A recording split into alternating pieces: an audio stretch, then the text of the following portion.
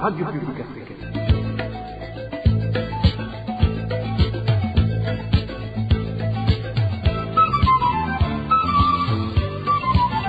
Radio Publique Africaine.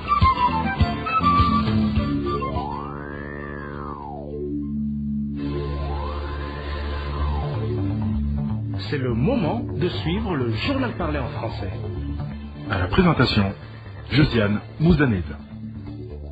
Au sommaire de cette édition, la famille de Régis Nouali alerte sur la vie du leur. C'est après que ce Burundais demandeur d'asile en Ouganda ait été déporté, une déportation aux allures d'enlèvement, selon du moins les membres de sa famille.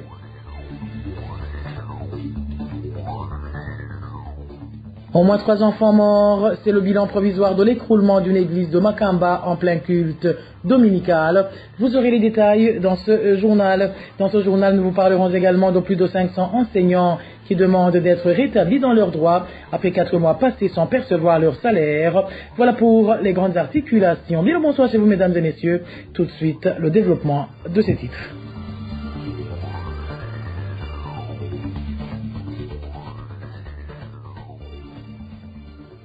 Bonsoir. Déportation l'après-midi de ce dimanche d'un Burundais demandeur d'asile en Ouganda. Régis Nouali a embarqué à bord d'un avion à destination de Bujumbura où il devra être remis au gouvernement burundais. La famille de Régis Nouali dit ignorer d'où est venu l'ordre de le déporter car cette mesure avait été suspendue par la justice ougandaise. Pour le moment, la dite famille craint pour la vie du leur une fois remis entre les mains de Gitega. Et en page sécuritaire, un habitant de la colline Sakinyonga en commune Matana de la province Bururi a été tué ce samedi soir à coups de machette par des gens non encore identifiés. 4 personnes suspectées d'avoir commis ce meurtre ont déjà été arrêtées. Les habitants de cette colline demandent une transparence dans l'enquête afin que personne ne soit injustement condamné. Les détails avec Eric Nyonzima. Le prénommé Portaz Esserou qui a été assassiné la nuit dernière sur la colline Sakinyong. Les habitants de cette colline indiquent qu'ils sont en deuil. Nous, habitants de la commune Matana sur la colline Sakinyonga, sommes en deuil suite à la mort de notre voisin Portaz qui a été tué hier 20h. 4 personnes ont été déjà arrêtées pour question d'enquête. Les suspects sont des personnes en litige avec la famille du défunt, ce qui a d'ailleurs soulevé d'inquiétude les voisins.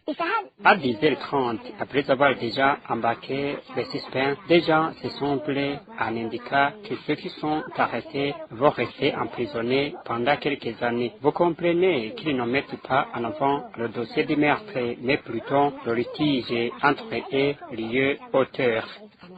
Il demande aux autorités administratives, policières et judiciaires de mener des enquêtes transparentes afin que personne ne soit jugé arbitrairement. Nous demandons à l'administrateur et au commissaire que ces personnes arrêtées soient entendues et ne mettent pas en avant leur incarcération car ceux qui rendraient les membres de la famille au lieu d'inhumer le défunt avec honneur et continuer les enquêtes à plus. La rédaction de la RPA n'a pas encore pu recueillir la réaction des autorités dans la commune Matana. Eric Nyonzima, sécurité toujours. Le corps d'une jeune écolière a été découvert le matin de ce vendredi en zone commune et province Bubanza. Les informations fournies par les proches de la famille indiquent que la victime aurait d'abord été abusée sexuellement avant d'être étranglée. Le reportage est signé Emmanuel Nyongeku. Cette jeune fille écolière retrouvée morte tôt le matin de ce vendredi, le 13 octobre 2023, était connue sous le nom de Meline Nihimbazwe, âgée de 19 ans. Selon nos sources, la victime était native de la sous-colline Mugongo, colline Buhororo 1, et étudiait dans la classe de 8e année. Son corps a été découvert dans l'intersection des collines Buhororo 1 et Chari 1 en zone commune et province de Bubanza, plus précisément au niveau de la rivière Kidawe. Les informations fournies par certains habitants de cette colline indiquent que Meline Nihimbazwe avait quitté son domicile vers 17h jeudi le 12 octobre sans toutefois indiquer la destination. Elle portait une jupe noire, uniforme scolaire, au-dessus de laquelle elle avait mis un pagne. Les mêmes sources ajoutent qu'elle se serait rendue chez un jeune garçon ami à elle qu'elle voudrait épouser illégalement, laissant de côté l'école. Selon les proches de la famille, ceux qui l'ont tué l'auraient d'abord abusé sexuellement avant de l'étrangler avec le même pagne qu'elle portait. Nos sources de préciser que le corps n'avait aucune blessure. Ces mêmes sources d'information indiquent également que ces personnes ont été arrêtées par la police, dont le jeune garçon ami de la victime, qui est pour le moment détenu dans le cachot de la police en commune de Bubanza. La dépouille mortelle de la victime repose à la morgue de l'hôpital de Mhanda, au moment où les membres de sa famille exigent qu'il y ait une enquête minutieuse pour démasquer les auteurs et les circonstances de cet assassinat. La rédaction de la RPA n'a pas pu joindre Olive Niyonghuru, administrateur communal de Bubanza, pour recueillir sa réaction. Merci à toi Emmanuel Niyongeko. Je vous le disais en titre, au moins 3 enfants sont morts ce dimanche en pleine prière après l'écroulement d'un des murs de leur église. Cela s'est passé sur la colline Kiangue, zone Kiangue de la commune Kibago en province Makamba. Selon nos sources, ce bilan pourrait s'alourdir car plusieurs personnes seraient encore coincées sous les décombres. Plus de détails avec Elvis Niyomongere.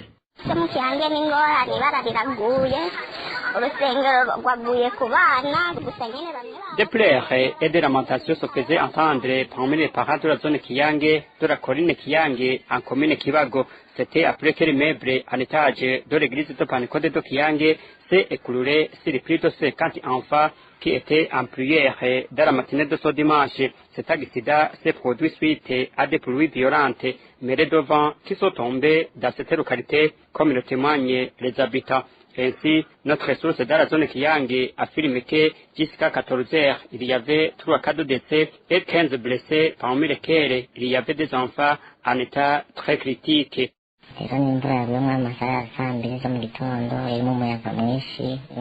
Ces pluies mêlées de vents violents et des tonnerres sont tombées vers 8 heures. Cette église était en étage. Et vous savez que le dimanche, les enfants viennent prier en grand nombre. Ils étaient environ plus de 50. Alors, la mauvaise nouvelle nous est parvenue. Ils nous ont dit que l'église s'est écroulée et que les enfants ont été très touchés par cet accident. Jusqu'à présent, nous avons su 3 cas de décès, 15 blessés, dont 3 enfants qui sont dans un état critique et qui bénéficient de soins à l'hôpital de Mabanda.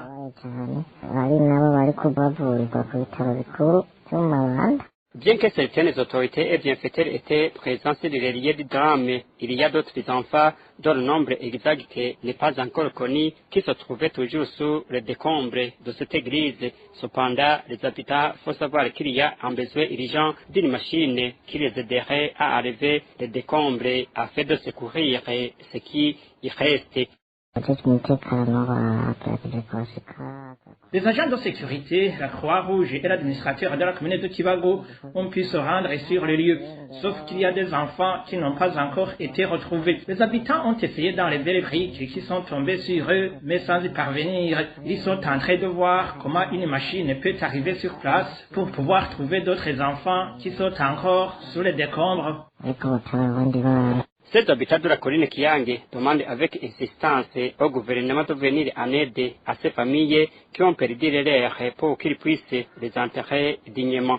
Ils demandent aussi au gouvernement de toujours vérifier comment sont construits ces immeubles en étage et de bien réhabiliter la route qui relie la zone Kiangue et la commune Makamba. Par qu'en cas d'urgence, cette route en mauvais état ne leur permet pas de secourir rapidement les habitants, surtout dans la saison des pluies.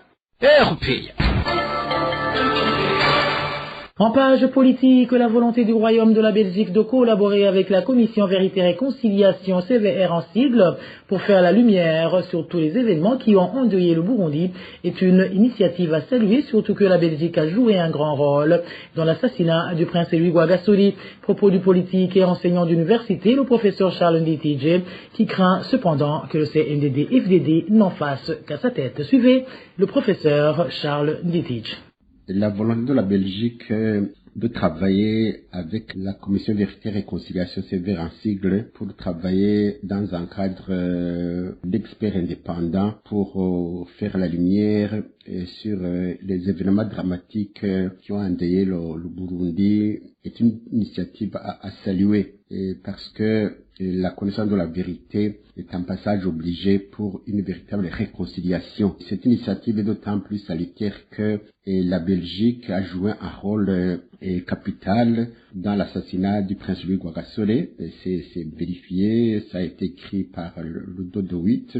dans son livre. Et la Belgique a joué également un rôle très néfaste dans les enseignements de la haine ethnique pour diviser les Hutus et les Tutsis, y compris les Batale et les Bézi. Comme on dit, donc, ce serait une occasion aussi de clarifier c'était partie de l'histoire coloniale belge, mais également, ce serait l'occasion rêvée pour que des indépendants puissent clarifier l'histoire, déterminer qui ont aussi planifié les drames qui ont endeuillé le peuple burundais pour que la vérité soit connue de tous. Cela demande des enquêtes approfondies par une équipe très indépendante d'experts en droit, d'experts en histoire, d'experts dans les enquêtes fouillées. Et également, la Belgique pourrait permettre justement que ces experts indépendants puissent accéder aux archives belges qui sont cachées, qui ne sont pas accessibles, et cela permettrait donc la connaissance de la vérité, l'histoire vraie, et qui nous acheminerait vers une véritable réconciliation.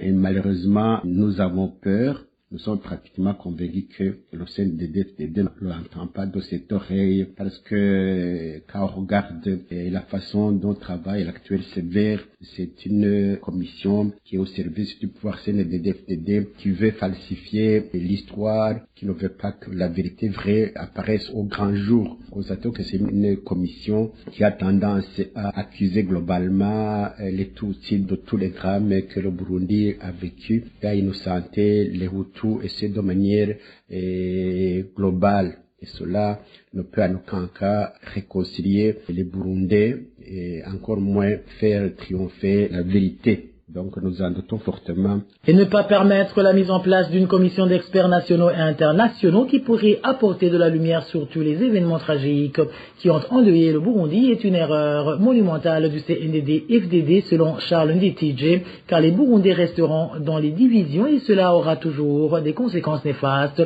sur les générations à venir, y compris les descendants des militants du CNDD-FDD. Encore une fois, le professeur Charles Nditije.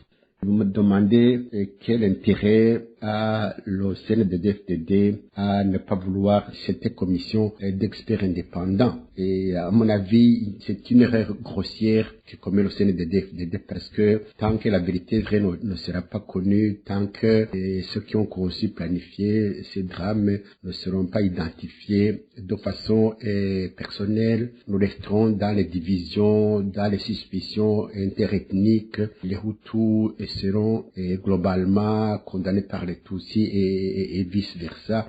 Et cela n'est pas de nature à réconcilier le peuple burundais. Et donc si le CNDD persévère dans cette voie, c'est une voie sans issue et qui a des conséquences néfastes sur l'avenir et les générations à venir et les générations actuelles. Et même le CNDD n'auront jamais la paix tant qu'il n'y aura pas de véritable réconciliation, tant qu'il n'y aura pas la connaissance de la vérité sur ces drames qui ont endeuillé le peuple burundais. Donc c'est une erreur de vouloir s'innocenter.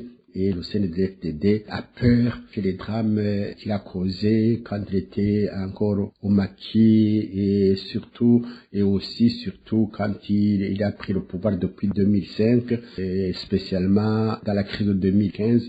Les gens continuent à être tués, massacrés, emprisonnés arbitrairement du fait de leur appartenance politique ou ethnique. Cela ne peut en aucun cas permettre une paix durable, paisible. La réconciliation nationale n'est pas possible dans ce cadre-là.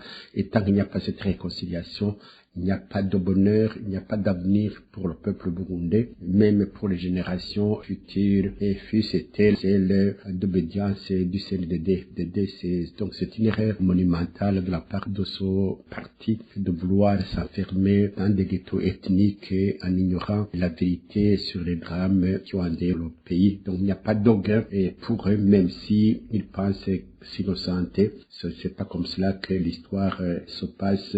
Tôt ou tard, et ils seront rattrapés par le temps et par l'histoire. De la politique, passons à la page gouvernance où plus de 500 enseignants de différentes localités du pays demandent d'être rétablis dans leurs droits. Après 4 mois passés sans rémunération, ils indiquent qu'ils mènent une vie difficile et ont du mal à survivre sans aucun revenu. Élose Divin, Rémiche. Certains enseignants, parmi les plus de 500 qui vont bientôt totaliser 4 mois sans percevoir de salaire, indiquent qu'ils sont confrontés au quotidien à une vie difficile. La majorité de ces enseignants peinent à faire vivre leur famille, d'autant plus qu'il y en a qui résident loin de ces dernières. Faire vivre nos familles est un casse-tête. Nous louons des maisons et nous avons besoin de se nourrir tous les jours. Par exemple, moi, je ne vis pas avec ma famille car elle se trouve à Mairie de Bujumbura et je travaille dans une autre localité. Donc, je dois dépenser doublement et c'est le calvaire. Aussi, certains d'entre nous doivent se déplacer pour se rendre au travail et une absence est sanctionnée. Nous faisons face au stress tous les jours. Certains enseignants révèlent qu'ils ont même sollicité des crédits auprès des banques pour mener des projets de développement. Du fait qu'ils doivent payer progressivement ces crédits, le non-paiement de leur salaire leur expose ainsi aux intérêts de retard.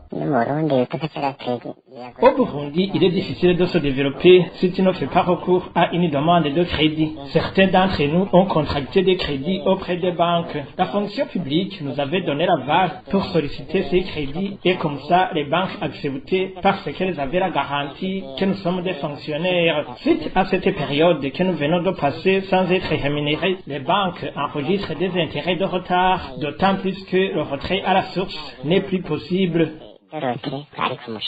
Ces enseignants demandent que les problématiques soient résolues dans de brefs délais. À titre de rappel, le non-paiement des salaires de ces enseignants a débuté après un recensement de tous les enseignants fait au niveau national. Ce recensement avait été envisagé par le ministère de la fonction publique pour enregistrer tous les enseignants en activité en vue de mettre en œuvre une nouvelle politique salariale. Elos Divin à Rémicha. Économie à présent, le ciment Bousseko produit localement fait défaut en province Gitega et quand il est disponible, les commerçants le cachent dans leur stock pour le revendre clandestinement et à des prix élevés. La population demande à l'État et à l'administration locale d'intervenir en matière de respect des prix de ce produit. Le point avec Dani Claire, il la trouve. Au mois dernier, les prix du ciment Bousseko ont été revus à la hausse.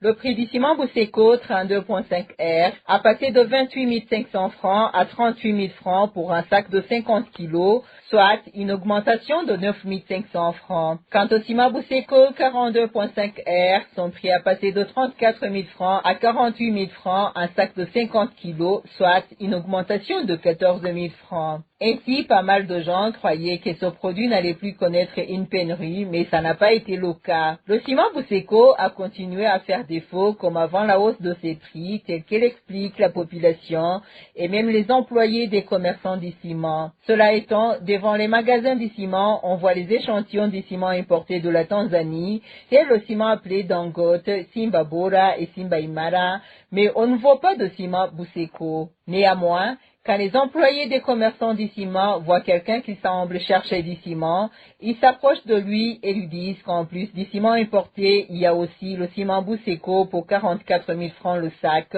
donc le 32.5 R. Ils indiquent que le ciment Bousseko 42.5 R s'obtient rarement. La population qui veut le ciment Bousseko 32.5 R laisse entendre que 44 000 francs par sac est un montant élevé et demande à l'État et l'administration locale d'intervenir en matière de respect des prix de ce ciment produit localement. Cela parce qu'il est moins cher et si du moins ces prix seraient respectés et s'ils seraient produits en quantité suffisante. Et pour le ciment importé, elle demande la revue à la baisse de ces prix par la réduction des taxes et impôts y relatifs. Le 15 octobre de chaque année, le monde entier célèbre la Journée internationale de la femme rurale.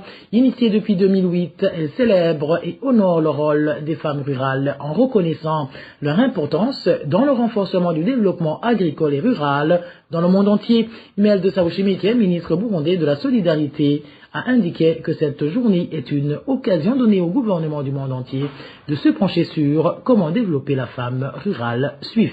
15 octobre de chaque année, le Burundi se joint aux autres pays du monde pour célébrer la Journée internationale de la femme rurale. Cette journée a été instituée à la 4e conférence mondiale des Nations Unies sur les femmes, tenue à Beijing en Chine en 1995, dans le but de mettre en évidence le rôle capital joué par la femme rurale dans le domaine de la sécurité alimentaire et nutritionnelle, dans la génération des revenus et dans l'amélioration des moyens d'existence ruraux et le bien-être général. La journée en honneur de la femme rurale a été célébrée pour la première fois le 15 octobre 1996. Il s'agit d'une occasion d'évaluer les différentes actions menées par les États et les partenaires au développement dans l'objectif de promouvoir les initiatives de la femme rurale et de renforcer les capacités socio-économiques. Au Burundi, le thème choisi pour cette année est « Les femmes rurales créent d'un monde sans faim ni pauvreté ». Ce thème souligne le rôle indéniable que jouent les femmes et les filles rurales dans le système alimentaire du monde et dans le développement des nations. Les festivités de la célébration de cette journée seront marquées par l'exposition vente de denrées alimentaires et objets artisanaux diversifiés produits par les femmes rurales venant de toutes les provinces du pays.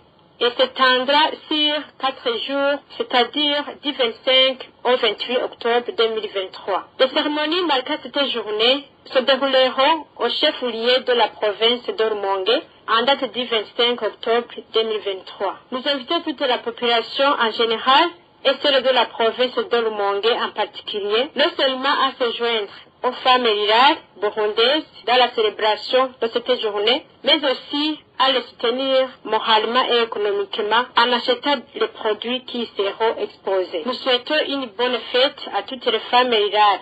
Vive l'autonomisation de la femme rurale au Burundi et partout dans le monde. Que Dieu vous bénisse. Je vous remercie. Un accent particulier est porté sur les femmes autochtones, souvent oubliées alors qu'elles sont elles aussi les pierres angulaires de leur famille, et ce malgré les divers défis auxquels elles font face. L'exemple le plus illustratif au Burundi est celui de la femme Mutwa qui arrive, tant bien que mal, à faire vivre sa famille. Un des représentants de la communauté Batwa trouve qu'il a toutefois besoin d'une épaule pour développer son art. Suivez son témoignage. Par rapport au développement de la femme dans la famille ou dans la nation, particulièrement la femme Mutwakazi ou autochtone contribue beaucoup plus au développement de la famille. Et surtout que c'est la mère Mutwakazi qui soutient, qui est vraiment le pilier de la survie de sa famille. Et cela par l'activité qu'elle-même quotidiennement. La poterie est la principale activité et qui permet la survie de la famille. Si l'enfant peut étudier, c'est grâce à cette activité que la mère effectue. Si la famille peut manger, c'est grâce à l'activité de la femme, cette poterie. Donc, c'est un grand soutien pour le développement de la famille. C'est aussi une contribution au développement de la nation. Comment? Quand la femme Mutwakazi a fabriqué des pots et qu'elle va vendre des pots au marché, elle paye une taxe communale. Cette fois-ci, mais cela aussi contribue au développement de la nation, contribue au développement de la commune. Donc, la femme Mutwakazi a un apport dans le développement de sa famille et dans le développement de la nation. Cependant, nous demandons à ce que cette contribution soit beaucoup plus grande. Si le gouvernement pourrait assister le métier ou cette activité de la femme autochtone en innovant cette activité, ce métier, afin qu'elle devienne moderne et qu'elle gagne beaucoup plus d'argent, qui pourra encore soutenir, développer sa famille, mais aussi développer la nation et contribuer au développement de la nation. Et même en situation de refuge, la femme se donne corps et âme et travaille d'arrache-pied pour la survie de sa famille. Je vous propose de suivre le témoignage d'une des femmes burundaises réfugiées au camp de Nakivale.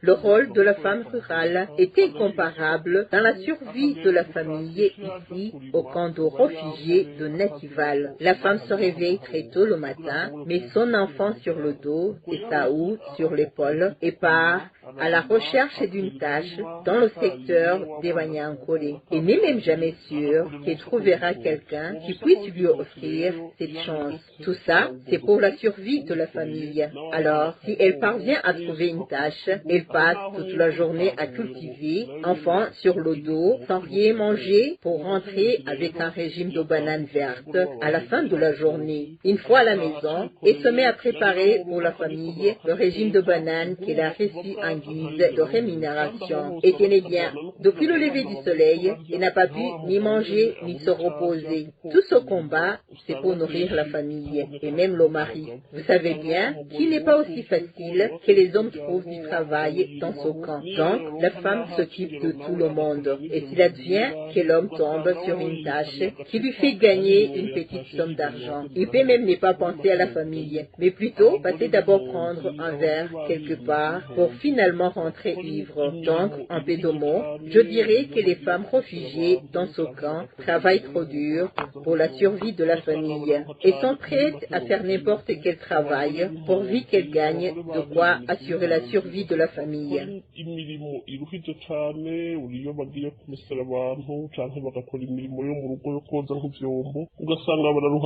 Une autre journée célébrée ce 15 octobre est celle du lavage des mains. Au Burundi, cette journée arrive au moment où certaines populations dans diverses régions du pays font face à une pénurie d'eau potable. Les habitants de différentes localités du pays signalent qu'il leur est difficile de se laver les mains correctement en raison du manque d'eau potable.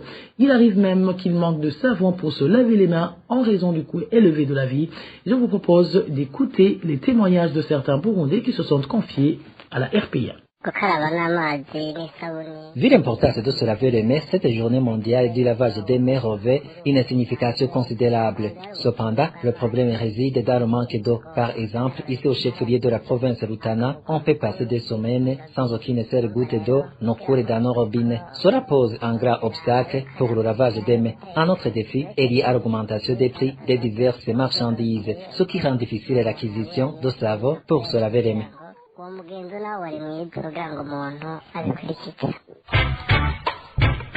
il n'y a pas de l'eau, il n'y a pas de vie. Donc, actuellement, ici, dans la ville d'Angozi, il n'y a pas de l'eau. Raison pour laquelle on va puiser de l'eau dans les marais, dans les sources aménagées qui se trouvent dans la ville. Alors, un bidon de 20 litres coûte entre 500 et 1000 francs. Avec les moyens, alors, qui ne sont pas du tout bons pour la population burundaise, surtout ici en ville d'Angozi. Vous voyez que c'est un problème très énorme. On se sait actuellement, quand nous avons la chance d'avoir la pluie qui tombe, nous disons de cette eau de pluie.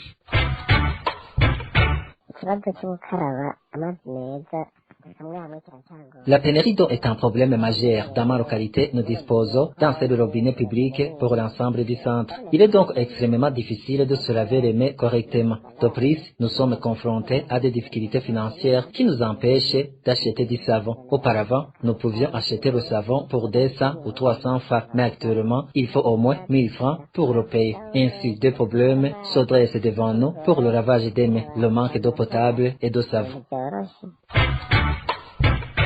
Comme la population burundaise n'a pas l'habitude de faire cuire l'eau ou bien d'utiliser les médicaments pour neutraliser les bactéries, on utilise cette eau de pluie comme on la reçoit. C'est pourquoi alors il est développé les maladies de mains sales.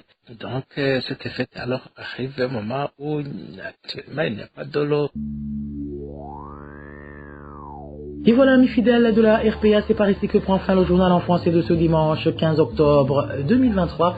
Merci pour votre aimable écoute. Merci également aux équipes rédactionnelles et techniques pour leur franche et parfaite collaboration. À la présentation de ce journal, vous étiez avec Josiane Muzaneza. Bon début de semaine à toutes et à tous. Au revoir.